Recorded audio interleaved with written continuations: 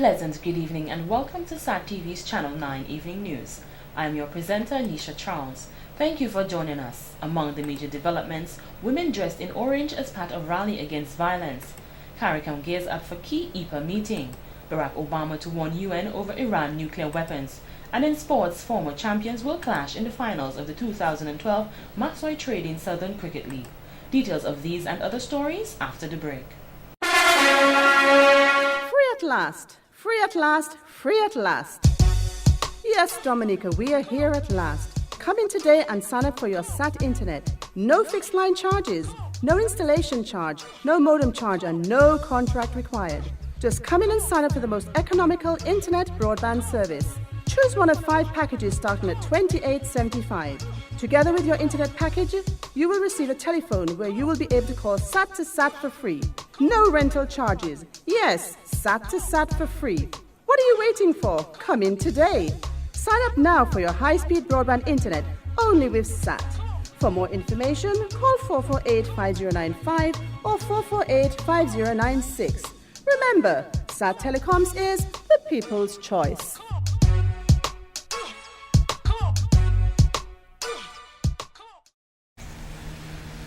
Support local, support SAT Telecommunications Limited, the people's choice. Join hands with us. Come and sign up for your digital TV connection today. We got the sharpest, cleanest, brightest digital TV connection. No antiquated analog service, only pure digital and many new packages coming soon. With latest in sports, movies, children programming and much more. So if you have your flat screen TV and you want to see quality TV, join now. Sign up today for your digital television. Support local, support SAT Telecommunications Limited, the people's choice. Thank you for staying with us. Now for the details of the news. The Million Hour Tree Planting Project is a new approach towards environmental preservation in Dominica. Over the next several months, it is expected that every Dominican will invest at least 2 hours into their communities and immediate surroundings to enhance the environment through the creation of green spaces and the planting of trees and shrubs to prevent soil erosion and beautify the landscape around the island. Ms. Rhoda John, Director of Generation of Opportunity, said we need to clean and beautify our country to keep with our image of the nature island of the Caribbean. 3 years on, and there has not been anything serious response to this urgent call, which is more than just cleaning and beautifying our country, but it holds greatest prospects of engaging Dominicans in national environment preservation program, which will ensure that the future generations will continue to enjoy the pristine environment that we call and hold so dearly Dominica. With the increasing phenomenon of global warming and climate change, small islands like Dominica have had to deal with more intense weather conditions like hurricanes and floods. Ms. John says many of these have been as a result of man's poor management of his environment, and we have neglected our responsibility to care for the earth. We have noticed a massive reduction in the amount of water flowing through our rivers. In some cases, we see the rapid drying up of our rivers. We see increased incidents of flooding and landslides among our roads. We notice that land erosion is evident and of drought in several parts of the country. Do we ever question why when we see more and more of these patterns in our environment? And do we ask ourselves, how can we prevent such occurrences? The project is mainly supported by the Global Environmental Fund, GEF, who have provided planting material to all participating communities for establishment along the main roads and highways, as well as open spacing where beautiful flowers would be welcomed enhancements to the ambience. Honorable Ian Douglas, Minister for Tourism, says the ministry is excited about this initiative and says we need to add value to what God has blessed us with. That when the actual planting of the trees itself is completed, we can formulate some kind of mechanism for sustainability, for ensuring that that which has been planted actually grows and blossoms, so that we can leave or we can bequeath to the next generation a more beautiful Dominica than the one we inherited. And so that is the long-term vision that I have for this. The 1 million hour tree planting project is set to begin in November 2012. And in tourism, discussions are on the way as stakeholders from various sectors in the tourism industry all gathered at the Fortune Hotel for a 2-day conference. The conference, which is titled Access Dominica, was done to address issues and the ways in which access to Dominica can be improved. Director of Tourism, Mr. Colin Piper, in his presentation, pointed out the way to get to Dominica via air and sea, which he says is not adequate to getting the large number of tourists to the country so they can spend and boost the economy. He also highlighted the rich, diverse culture of Dominica and why it is perfect as a tourism destination, hence the reason for it being deemed the nature island of the Caribbean.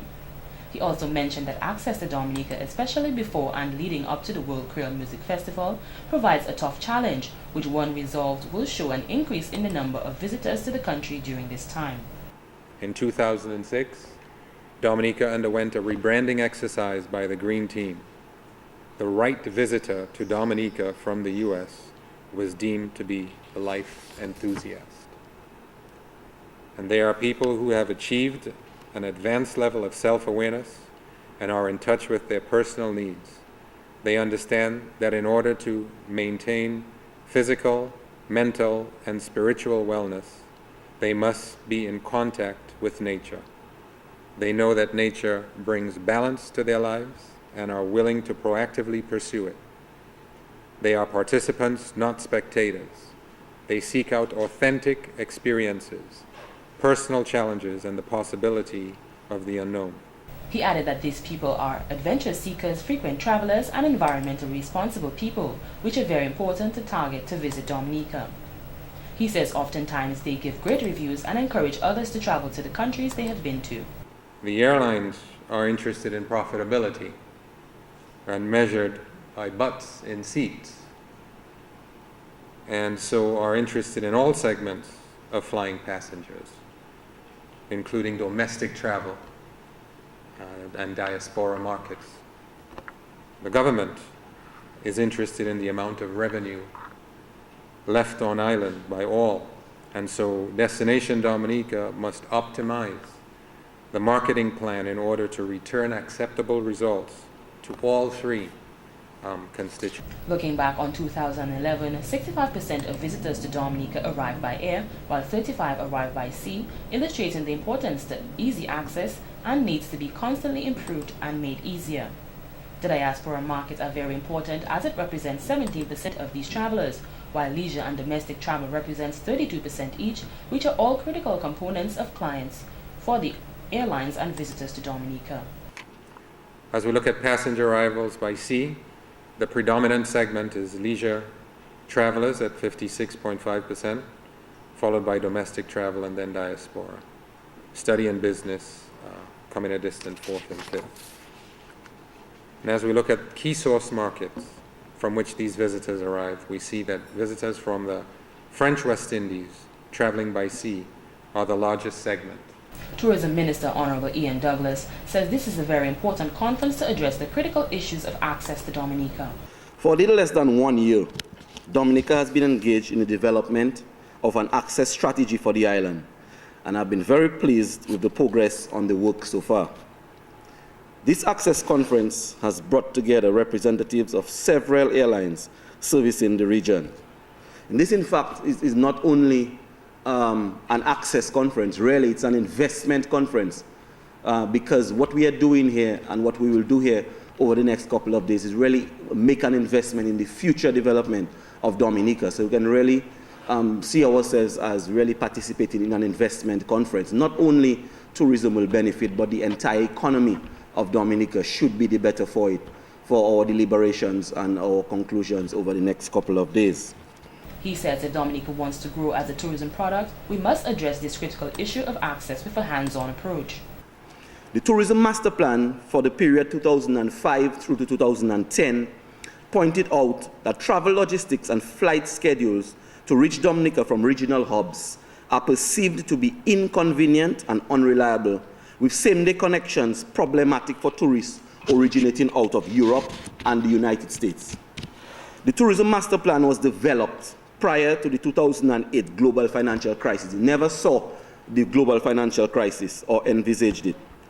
And in the Tourism Master Plan, it was envisaged that we had three options: a low, medium, and high growth option for the tourism sector.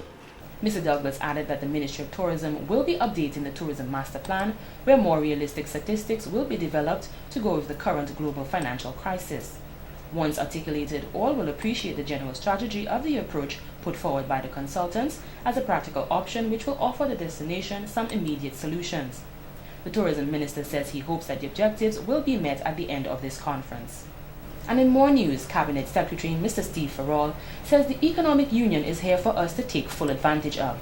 Mr. Farrell mentioned that it is now time to capitalize and make use of the opportunities created by this union. Public service today is not the same as existed before the OECS union. So it has changed. As to whether we realize the extent of the change or not is something that we can discuss later. But the public service has changed. It has changed because it has influenced a framework within the treaty that has now created institutions that will impact on the work of the public service. He stated that locally our task is to advise and implement government policies. Nevertheless, regionally, he says we need to advise collectively and implement the government aspects of the Economic Union. So we can look, for example, at the 5 organs briefly: the OECS Authority, the organs created by the Union, the Council of Ministers. We have the Regional Assembly, which was recently launched in Antigua in August, the Economic Affairs Council, and the Eastern Caribbean Commission. Of course, the authority is the supreme organ and is comprised of the heads of... Mr. Farrell went into further details of the OECS areas he believes that needs more focus. The more specific ones would be in the areas where the OECS Union, the authority, the assembly, has legislative competence. And we have areas of maritime jurisdiction and boundaries, civil aviation, commercial policy, environmental policy, and immigration policy. He went on to say that national trade policy has disappeared as from January 2011, and people still seem to believe that there is a national and a regional trade policy. Mr. Farrell mentioned that what he is concerned about the most is the lack of realization in the private sector. We have one seamless trade policy for the OECS. So there's not a Dominica trade policy anymore. So it's OECS against the rest. The alarm in trade for me, though, is that the realization is not yet there in the private sector enough sufficiently to realize the danger that the union has created a space, the union has created opportunities. But if you don't feel those opportunities, somebody will fill it for you. The rights of establishments, they are double-edged sword. They can cut for you if you are proactive, but they can also cut against you, because if you have a need in Dominica, and Dominicans don't feel it, then somebody else can't fool it. That was the Cabinet Secretary, Mr. Steve Farrell. We now join Deslin with a special report.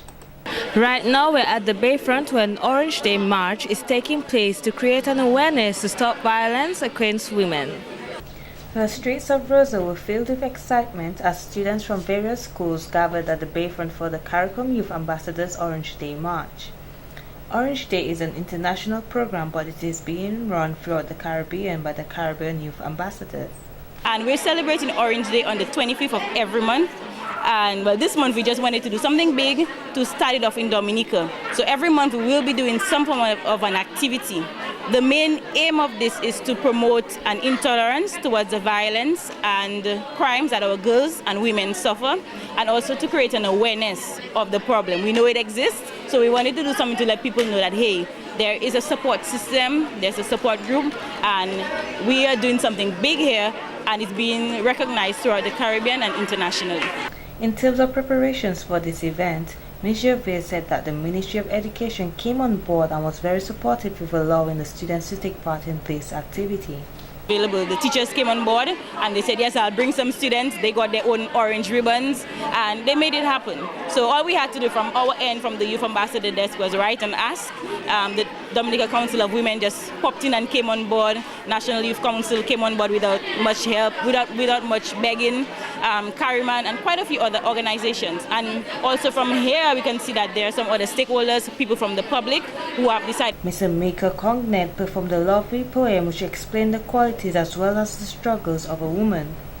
You see, woman takes the daily bumps and grinds. She gets screamed at, she gets beaten, she gets abused, yet woman seems to always keep striving and working and caring mentally, physically, psychologically, emotionally, spiritually, maybe even sexually, you name it. Woman is always working hard for whatever she wants. She always has to compete with the men, or rather it's the opposite. She looks down at them, for they have not yet measured to a woman's cup of worth. Here's the reigning Carnival Queen's address.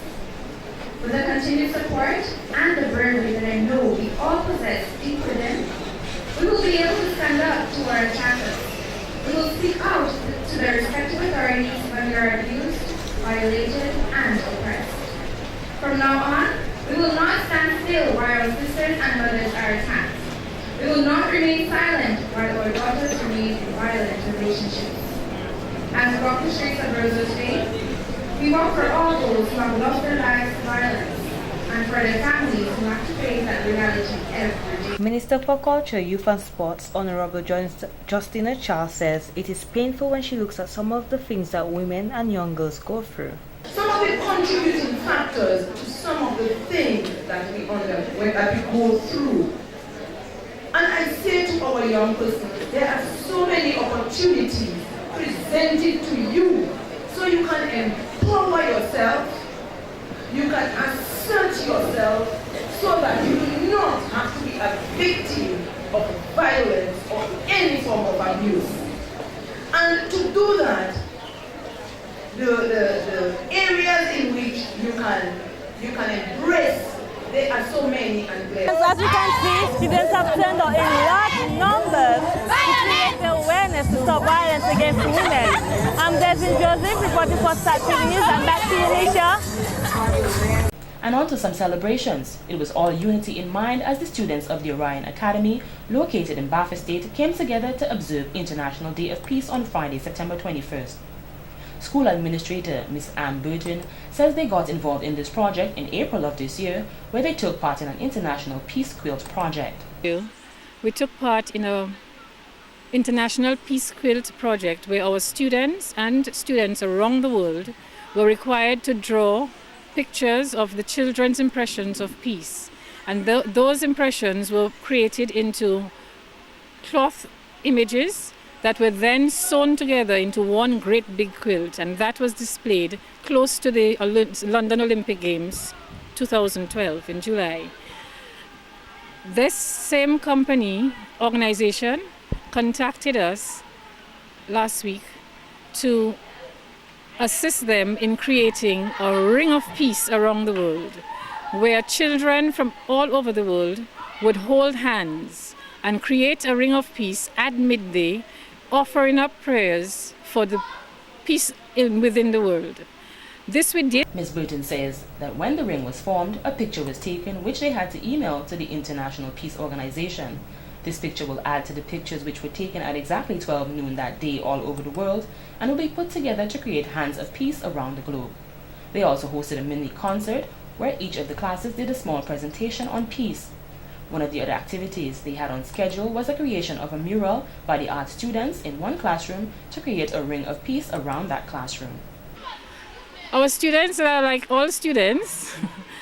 Some enjoyed it tremendously, others were a little laid back, but overall our students are very enthusiastic about the question of peace and the fact that everybody ought to have and enjoy their peace within their environment. Ms. Burton says it was very important and they recognized and celebrated the International Day of Peace as they at Orion tried to impart positive qualities to those they have been entrusted in their care.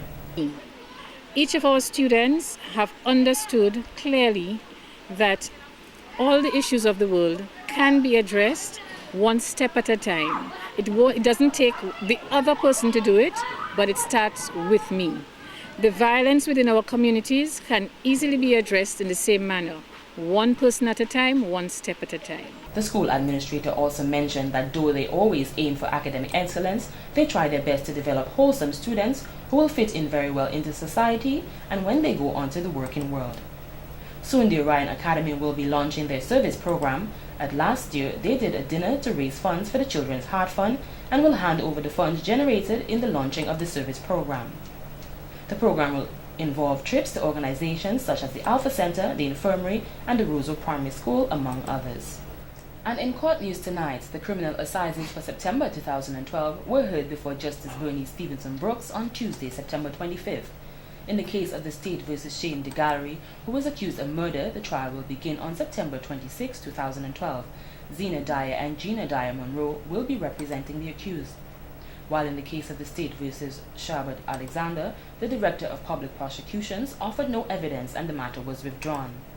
Yet another case was discontinued in Tuesday's sitting as the DPP offered no evidence in the case of Jackie Lando, where he was accused of murder. Attorney Darius Jones represents Mr. Clement Labassiere in a case where he was accused of murder, which has been adjourned to October 8, 2012. Raymond Thomas pleaded guilty to inflicting grievous bodily harm in an incident occurring on May 11, 2011 in Petite-Soufrière, where reports stated that Mr. Thomas inflicted grievous bodily harm upon Franklin Vigilant. The trial will begin on the 19th of November 2012. Rodney Charles, Kenny George, Shoreen George, Miguel Xavier, Akers Xavier, and Kerry Xavier all pleaded not guilty to grievous bodily harm. The incident occurred on the 14th of March 2010, where reports indicated that the men inflicted grievous bodily harm on Kenneth Hosford in Wharton Waven. The matter was adjourned to the 29th of October 2012, with Glenn Ducre, Wayne Norde, and Peter Aline representing all 6 defendants. And lastly, Tascati Eliuzard can now sleep easily. This is because the DPP has filed a notice of discontinuance against him for his manslaughter case.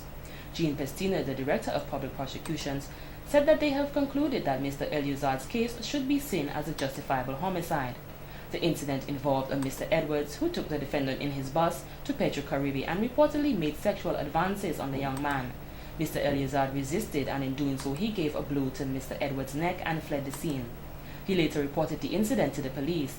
Later that day, Mr. Edwards succumbed to his injuries while he was driving his bus in the Massac area when the bus crashed and Mr. Edwards died. This has been the local segment of the news. Coming up next, regional highlights.